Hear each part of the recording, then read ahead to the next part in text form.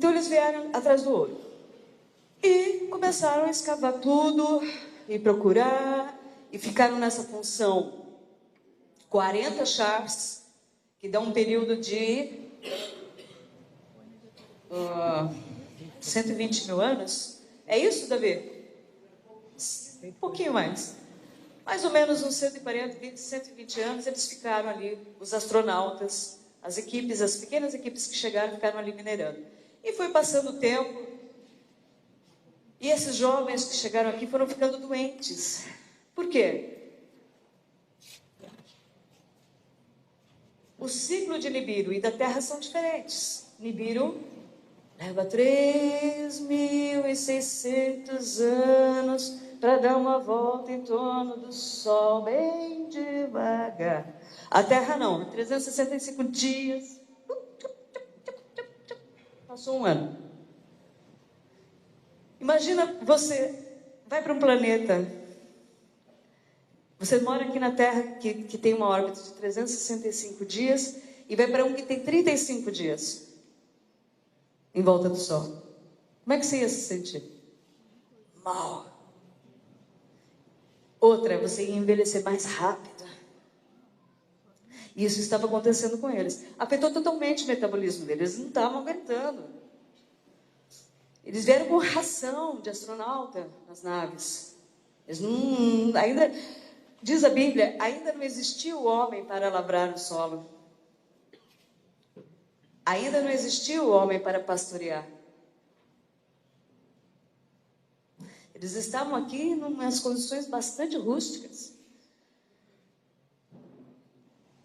Depois de um certo tempo, essa garotada, que era sempre substituída por uma equipe nova, em busca de aventura, só que chegava aqui e ia para o fundo da terra minerar, não aguentaram. Foram ficando doentes, se revoltaram, teve uma rebelião. Não vamos mais pegar na picareta e pronto. Se vira, estamos indo embora. Bom, os líderes Anunnaki se reuniram e depois de longas discussões filosóficas, vamos usar máquinas. Sim, né? Nós temos máquinas muito poderosas para cortar montanhas, etc., mas não temos máquinas apropriadas para entrar no fundo da terra e selecionar o material. Nós não temos essa capacidade ainda. Então, provavelmente os Anunnaki tinham uma tecnologia avançada o suficiente para ter máquinas poderosas. Hoje nós temos evidências até de cidades escavadas em 3D. Parece uma impressora 3D gigantesca. Tem cidades na Índia que você fala, não, que dizem que os monges esculpiram com cinzéis. Eu vou avançar um pouquinho o papo, porque não vai ter como eu contar tudo para vocês hoje. Mas, enfim, depois de longas discussões, os Anunnaki resolveram criar um trabalhador primitivo. Certo? E nós temos essa cópia de um selo cilíndrico com Ningzida, filho de Enki, que está com um tubo de ensaio nas mãos, ou que parece ser, e Nihuzarg, com a criatura criada, o homem. O título do nome dela e depois falando, eu criei com as minhas mãos, eu o fiz. Toda orgulhosa. Mas isso depois de muitas experiências que deram errado. Então esses mitos de centauros, minotauros, sereias, faunos, isso pode ser verdade. Porque para chegar no Homo sapiens, eles cometeram muitas besteiras. Criaram muitas quimeras. Essas lendas podem ser verdadeiras. Enfim, até que eles acertaram. E o ser que eles criaram foi a partir do Homo erectus, naquela fase que a gente conversou no começo, cruzado com o DNA dos Anunnaki, surgiu este outro ser mais aprimorado, os Neandertais. Eu vou pôr como os Neandertais, ok? Pode ser algum outro ser similar da mesma época e tal. Vamos pôr como Homo sapiens neanderthalenses, tá? Um tipo rústico, muito apropriado para o trabalho pesado, inteligente o suficiente para entender e cumprir as ordens, podia se comunicar, ele falava, apesar da fala arrastada, ele se comunicava. Ao contrário do que muita gente que acha que só gruinho, não, eles falavam. Meio pesadão assim, talvez mais ainda, mas falavam. E é interessante, o professor Westcott, presidente da Faculdade de Antropologia de Madison University dos Estados Unidos, no livro The Divine Animal, diz em seus estudos que a espécie Sapiens apresenta reações emocionais e atitudes sociais típicas de espécies domesticadas. Nossa.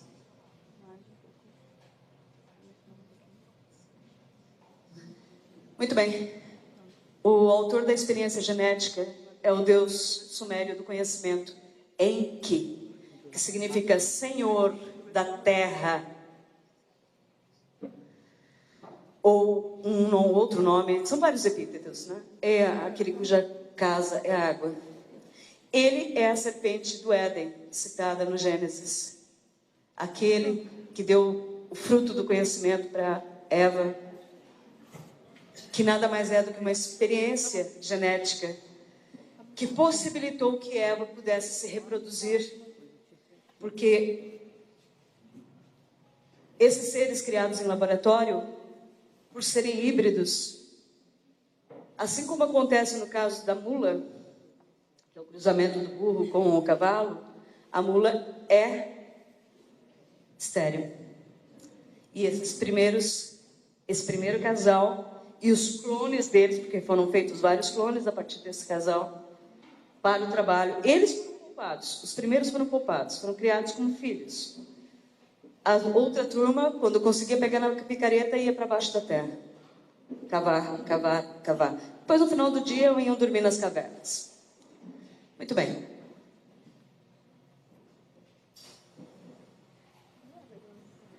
Me perdi. Estamos aqui. Então, assim, o Enki é o criador do Homo sapiens, o autor da engenharia genética que avançou o Homo erectus para o Neandertal. E Enlil é o cara que expulsou os caras do Éden. Porque quando percebeu o resultado de uma outra alteração genética que possibilitava a esses seres se multiplicarem sozinhos, sem a necessidade de clonagem, ficou pé da vida. Falou, esses caras vão aumentar, vão se multiplicar. Olha o nosso número e olha o deles. Daqui a pouquinho eles forram a terra inteira. Sai daqui com eles, sua serpente!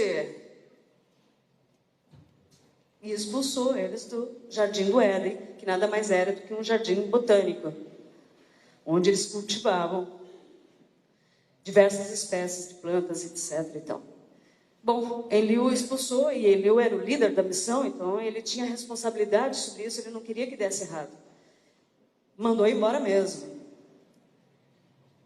Mais tarde, Enki, vendo que o avanço dele, o experimento dele estava regredindo de alguma forma, por causa das diversas relações consanguíneas, ele deu um jeito de avançar essa espécie. Como? Agora já não era mais dentro de um laboratório, mas embaixo da sombra de uma árvore. Ele pegou descendentes dos Neandertais, duas meninas Neandertais bonitinhas, e transou com elas, e gerou filhos com elas. E esses filhos, o resultado é uma raça mais avançada, já no estágio evolutivo dos Cro-Magnon. Mais delicada, mais inteligente, mais próxima à imagem e semelhança deles. Bom, eu tenho muito pouco tempo, eu acho que eu já passei meu tempo. 5 minutos.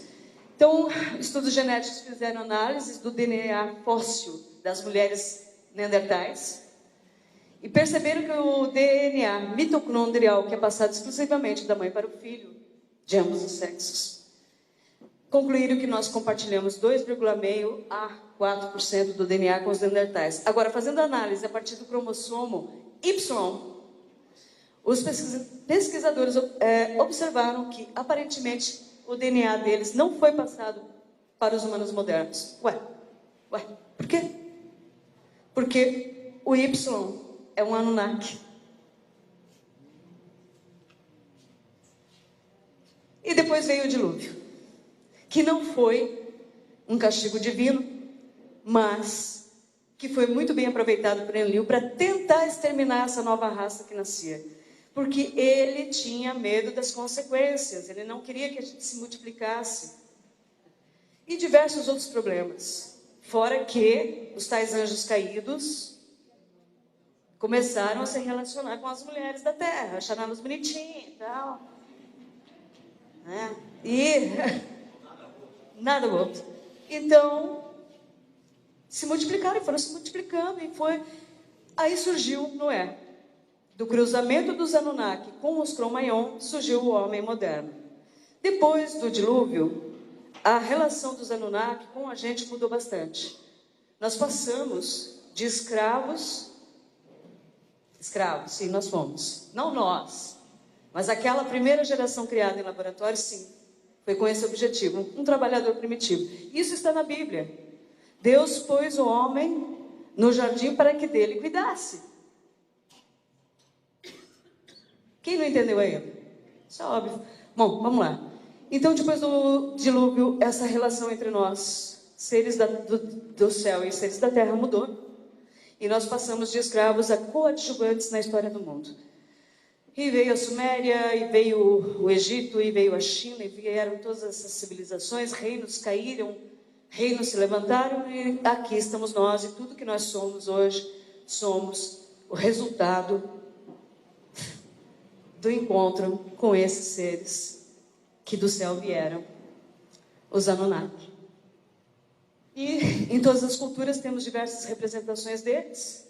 Aqui é o Enki, como o Anis, ele na cultura hindu. No Egito nós temos todos os deuses retratados com carinha de bichinho, etc. Na Grécia eles são humanos. Zeus, deus do trovão da Grécia. Na África ele é Xangô. Nos países nórdicos ele é Thor. No Japão ele é Heiji. Mas todos surgiram do deus Ishkur, mesopotâmico, muito mais antigo. Enfim, é isso. Tchau.